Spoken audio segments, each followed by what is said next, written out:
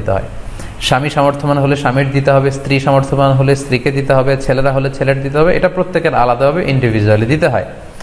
এবং সেক্ষেত্রে ওনারা দলিল দিচ্ছেন সুনান ইবনে মাজার একটি হাদিসটি সহিহ, যেখানে আল্লাহ রাসূল সাল্লাল্লাহু আলাইহি ওয়াসাল্লাম বলেছেন, মান কানা লাহু সাআহ, যার সামর্থ্য আছে কিন্তু ওয়ালাম ইউদাহি, সামর্থ্য থাকার পরেও সে কুরবানি দেয় না, ফালা ইয়াকরাবান্না মুসাল্লানা, সেজন্য ঈদুল আজহার দিন আমার ঈদগাহে না আসে নামাজ পড়তে।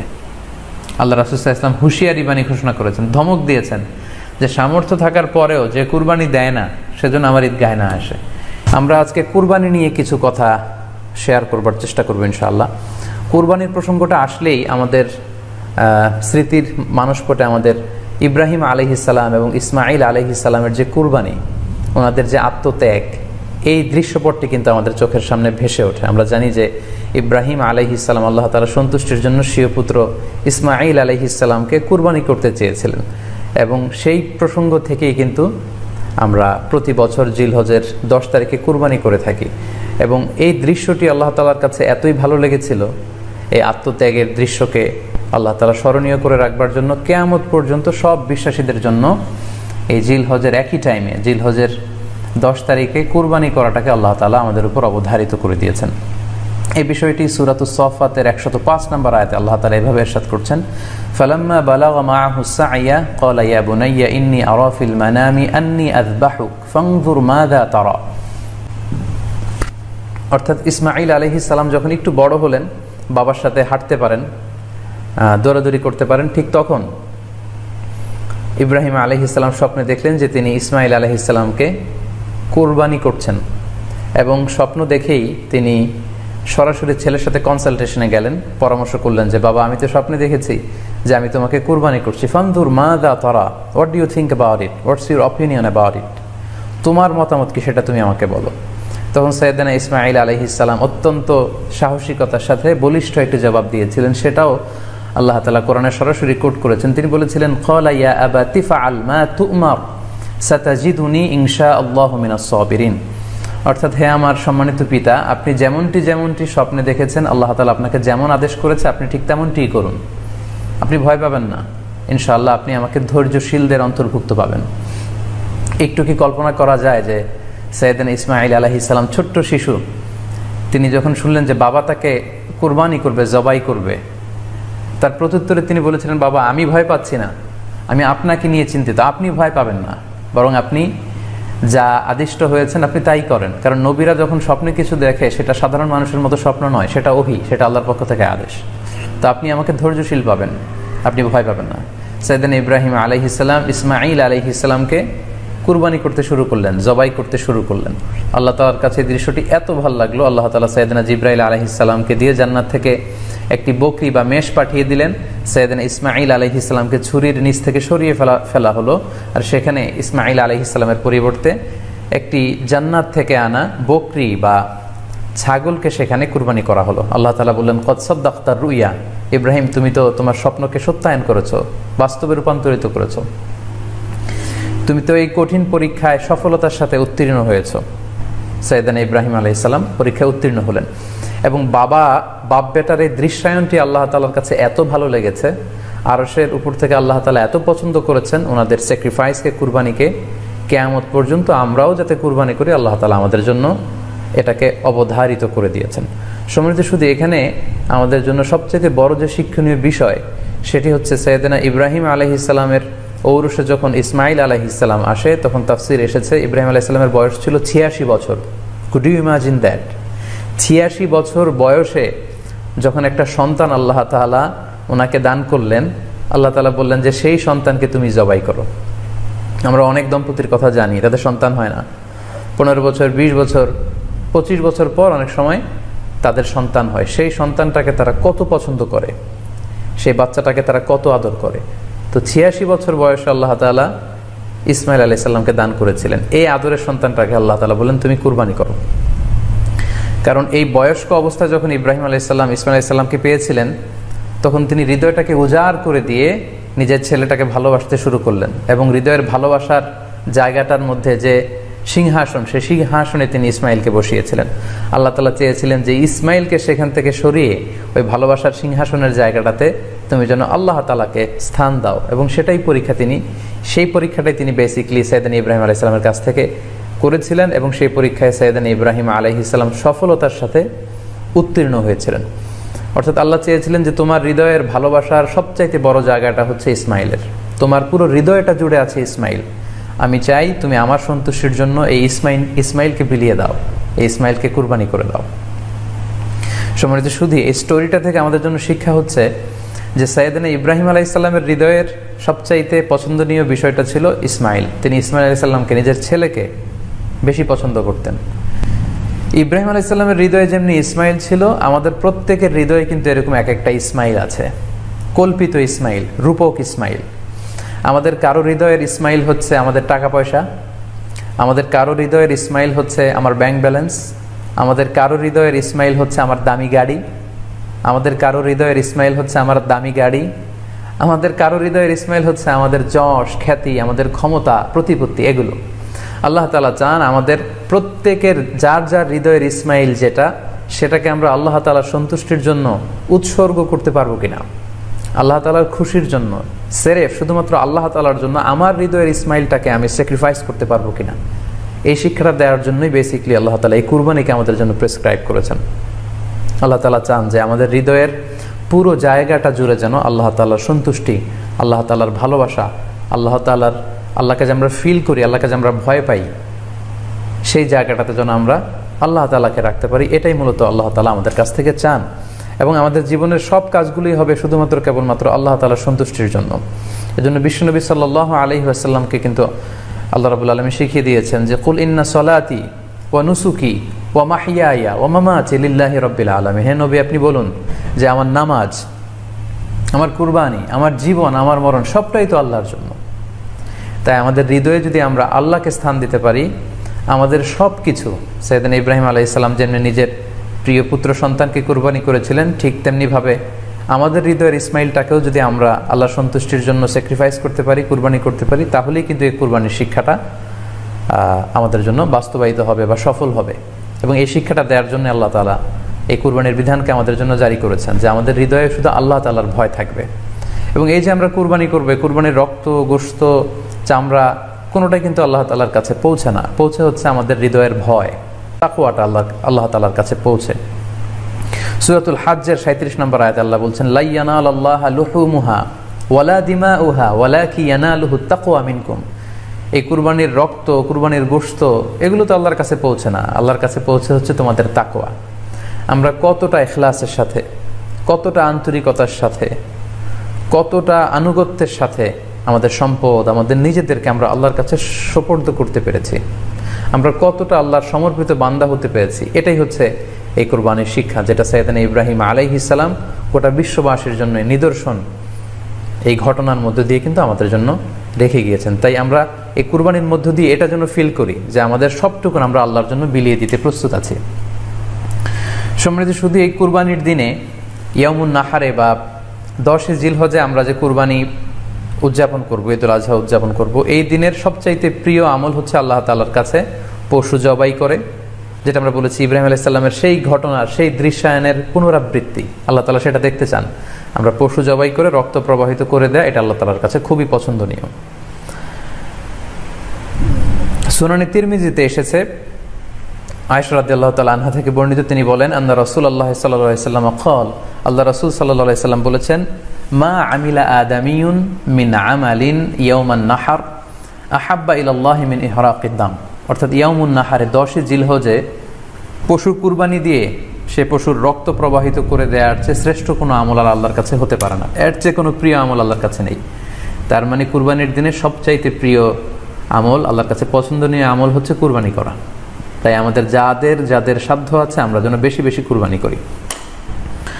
সম্মানিত, শুধু আমরা জানি যে এই কুরবানিকে আল্লাহ তাআলা আমাদের উপর আবশ্যক করেছেন। কুরবানির হুকুম সম্পর্কে যদি বলি তাহলে বলবো যে এটা ওয়াজিব হানাফি স্কুল অফ থট অনুযায়ী, কিন্তু অন্যান্য মাযহাবে এটাকে সুন্নাতে মুআক্কাদা বলা হয়েছে। মেজরিটি স্কলাররা, জুমহুরুল ফুকাহা, ইমাম শাফিঈ, আহমদ এবং ইমাম মালিকদের মতে, তাদের মতে এটা হচ্ছে সুন্নাতে মুআক্কাদা। কিন্তু হানাফি মাযহাবে এই কুরবানি করা হচ্ছে ওয়াজিব। যেহেতু আমাদের বাংলাদেশে বেশিরভাগই হচ্ছে হানাফি মাযহাবের অনুসারী, সো এটা কিন্তু আমাদের জন্য অবধারিত। যাদেরকে আল্লাহ তাআলা সম্পদ দিয়েছেন, টাকা পয়সার মালিক বানিয়েছেন, স্বাবলম্বী করেছেন, আমাদের প্রত্যেকের উপর কিন্তু এই কোরবানি করাটা ওয়াজিব। যেহেতু কোরবানি একেবারে আমাদের সন্নিকটে, সো এই কোরবানি নিয়ে আমাদের মধ্যে অনেক ধরনের প্রশ্ন রয়েছে এবং বিগত কয়েকদিন ধরে আমার ফেসবুক পেজের বিভিন্ন স্ট্যাটাসে, আমার মেসেজ অপশনে অনেক ভাই, দিনী ভাই এবং বোনেরা অনেক প্রশ্ন করেছেন।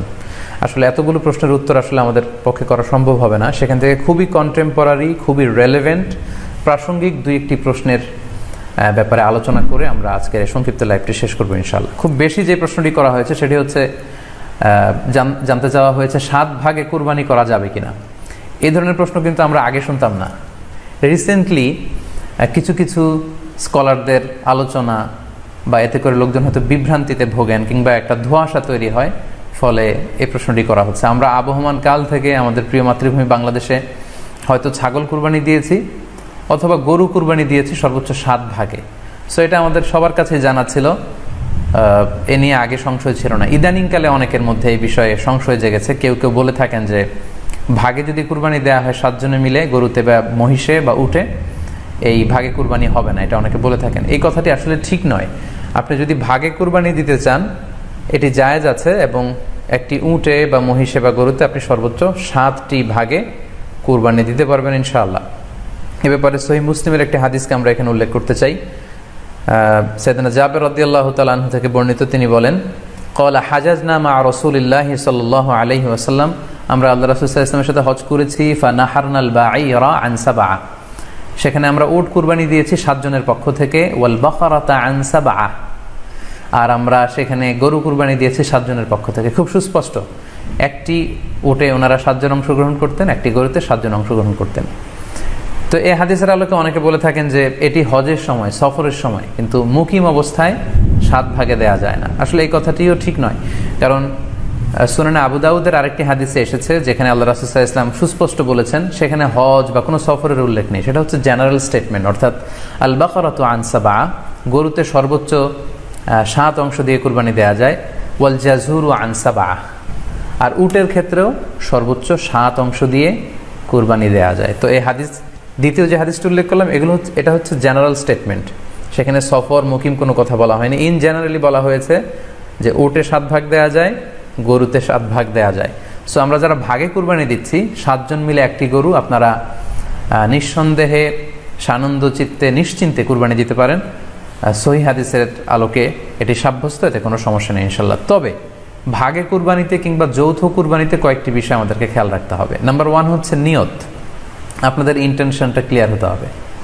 প্রত্যেকেরই যাতে একই ইন্টেনশন থাকে, সবারই যাতে ইন্টেনশন থাকে যে শুধুমাত্র আল্লাহ তাআলার সন্তুষ্টির জন্য আমরা এই কুরবানি দিচ্ছি। এখানে কয়েকজনের যদি ইন্টেনশন থাকে যে আল্লাহর সন্তুষ্টি, অন্যজনের যদি নিয়তে ঝামেলা থাকে, তাহলে কিন্তু কুরবানিটা প্রশ্নবিদ্ধ হয়ে যাচ্ছে। কারণ ইন্নামাল আমালু বিন্নিয়াত, ইয়ানি ইন্নামা সাওয়াবুল আমালি বিন্নিয়াত, সমস্ত কাজের প্রতিদান দেয়া হবে আপনার ইন্টেনশন বা নিয়তের উপর ভিত্তি করে। সো এজন্য যারা খুব বেশি মুখলেস, খুব বেশি মুত্তাকি, তারা অনেক সময় যৌথ কুরবানি দিতে চান না। তাদের সামর্থ্য না থাকলে ছোট একটা ছাগল দিয়ে তারা একাকি কুরবানি দিতে চান। এটা safe, he want to be in the safer side.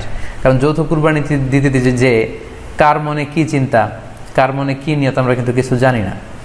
So যদি যৌথ কুরবানি দেন, কুরবানির আগে সবাইকে এটা কনসার্ন করে দেওয়া, রিমাইন্ডার দেওয়া যে ভাই আমাদের কুরবানিটা হবে শুধুমাত্র কেবলমাত্র আল্লাহ তাআলা সন্তুষ্টির জন্য, অন্য কোনো নিয়ত যেন না থাকে, তাহলে কিন্তু আমাদের কুরবানি বরবাদ হয়ে যাবে। এটা হচ্ছে প্রথম কনসার্ন। 2 নম্বর কনসার্ন হচ্ছে হালাল উপার্জন দিয়ে কুরবানি হতে হবে। যৌথ কুরবানিতে কেউ যদি এমন থাকে যাদের উপার্জন হালাল না, সেই কুরবানি কিন্তু আল্লাহ তাআলার দরবারে কবুল হবে না। সো এটা খুব গুরুত্বপূর্ণ একটা বিষয়। আরেকটা হচ্ছে লৌকিকতা। লৌকিকতা যদি থাকে তাহলেও কুরবানি কবুল হবে না।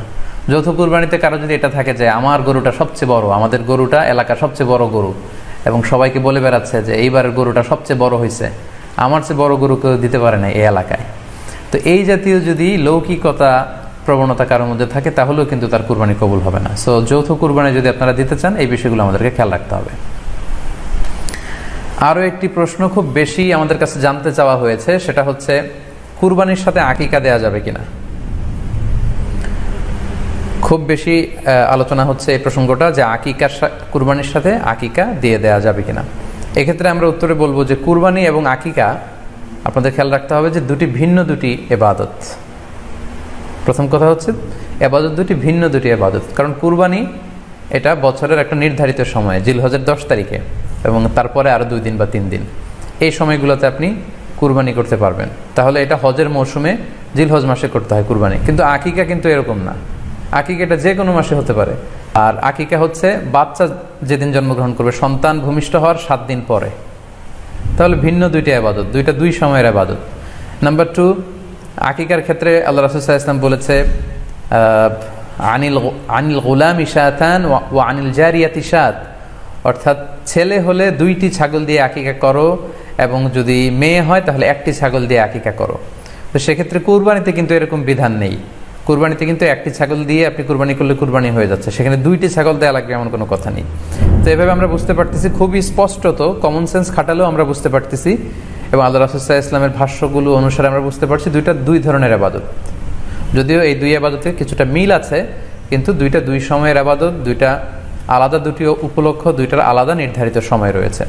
যেমন আকিকার ক্ষেত্রে সুন্নাহ হচ্ছে বাচ্চা যেদিন জন্মগ্রহণ করবে তার 7ম দিন শেষে 7 দিন পরে আপনি আকিকা করবেন। আল্লাহ রাসূল সাল্লাল্লাহু আলাইহি ওয়াসাল্লাম বলেছেন, কুল্লু গুলামিন মুরতাহানুন বিআকিকাতিহি তুযবাহু আনহু ইয়াওমা সাবিহি, প্রত্যেক সন্তানের আকিকা দিতে হয় তার 7ম দিনে, ওয়া ইউহলাকু ওয়া ইউসাম্মা, এবং 7ম দিনে মাথার চুল ফেলে দিতে হয়, তার সুন্দর একটি নাম রাখতে হয়। তাহলে আকিকার বিধান হচ্ছে সম্মানিত সুধী সন্তান জন্মগ্রহণ করার 7 দিন পরে। আমরা বুঝতে পারলাম আল্লাহ রাসূল সাল্লাল্লাহু আলাইহি ওয়াসাল্লামের ভাষ্য অনুযায়ী, কথা অনুযায়ী, কওল অনুযায়ী। এবার যদি আমরা আল্লাহ রাসূল সাল্লাল্লাহু আলাইহি ওয়াসাল্লামের আমল দেখি, ওনার ব্যক্তিগত আমল কী ছিল, সেক্ষেত্রে আমরা সহিহ ইবনে হিব্বানের একটি হাদিস উল্লেখ করব, যেটিকে ইবনে হাজার আল আসকালানি উনি ওনার ফাথুল বারিতে সহিহ হিসেবে উল্লেখ করেছেন।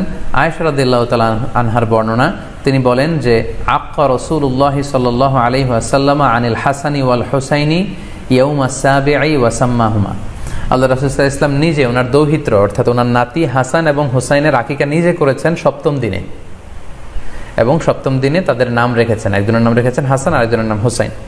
অর্থাৎ হাসান রাদিয়াল্লাহু আগে জন্মগ্রহণ করেছিলেন, ওনার চেয়ে ছোট ছিল হোসেন, উনি পরে জন্মগ্রহণ করেছেন।